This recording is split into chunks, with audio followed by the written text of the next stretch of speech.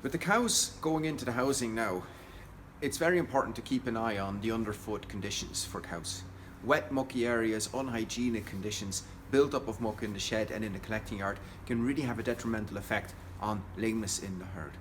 This is because the wet conditions can soften the cow's feet, making it more prone to damage, but also that there is bacteria in the muck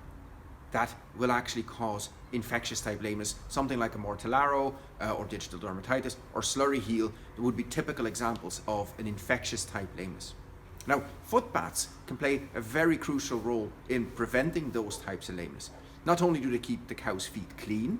but they can also contain a disinfectant solution that will actually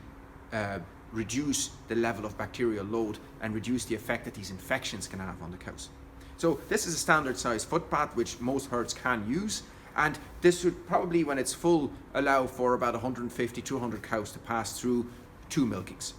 So a standard protocol for foot baths would be 3 non-consecutive days every 3 weeks, for example, and that would typically work for a herd that actually doesn't have any lameness issues. And you could use products such as copper sulfate, or you could use some premixed products, something like a Heel Max or a Hoofshore, something along those lines, with their own concentrations and sometimes treatment frequencies as well. If lameness is a bigger issue in your herd, step up the frequency, maybe do it more frequent in the sense that still 3 non-consecutive days, but maybe every fortnight or even every week if you really suffer. Now, in herds where individual cows are very much affected by these types of lamenesses, maybe using something like this, like a little spray bottle that you can actually target individual cows at every milking, it can be very handy, and you don't have to run all the cows through foot baths all the time. Don't forget that obviously once cows are dried off, you still need to be mindful of their lameness development and their underfoot hygiene conditions. So maybe